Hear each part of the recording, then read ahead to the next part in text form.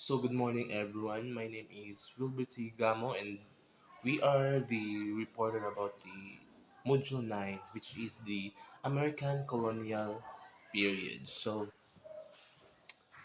objectives. At the end of the module, the students should be able to answer the following questions. So 1.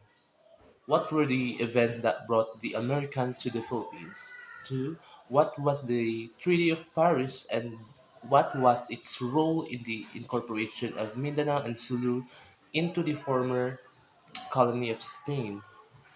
Number 3 is what were the various stages of the American occupation in Moroland and how distinct the American policies were in each of the stages?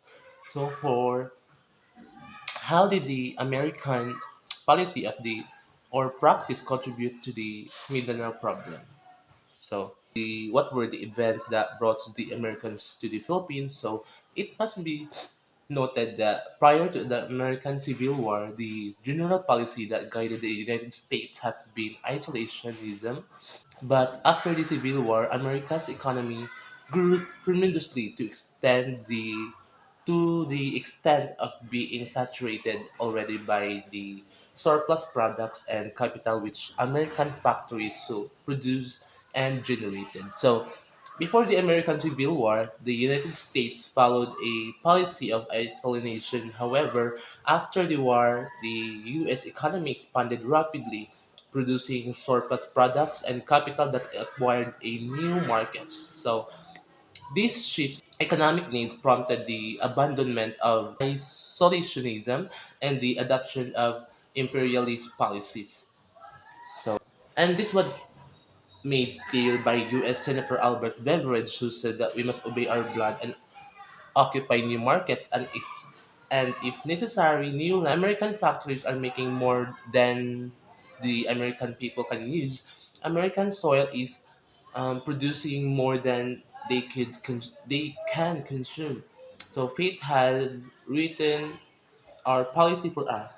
The trade of the world must and shall be ours. So, U.S. Senator Albert Beveridge articulated this necessity, stating that American industry and agriculture required a new markets and lands to sustain growth.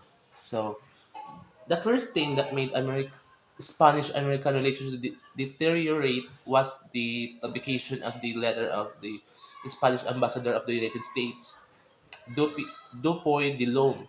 This letter contained de Lome's personal criticism against the U.S. President William McKinley. In addition, American propaganda also spread rumors that American citizens in Cuba, another Spanish colony, were being maltreated by Spanish authorities. So all these were intended to incite ordinary Americans to hate the Spaniards. So a study identified Spain as a weakest colony power, so making it a target for U.S. expansion.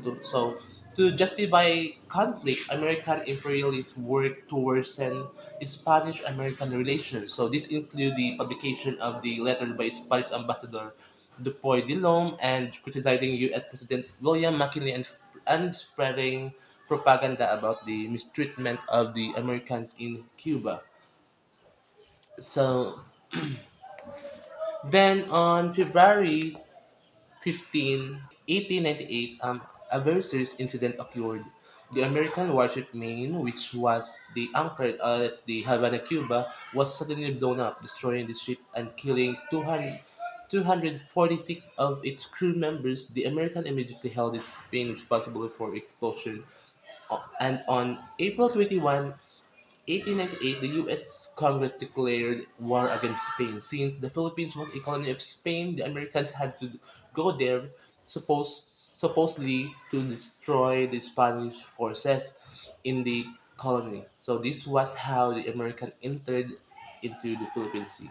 So the situation escalated when the U.S. warship Maine exploded in Havana, Cuba on February 15, 1898, killing about 246 crew members. And then, blaming the Spain for the incident, the US declared war on April 21, 1898.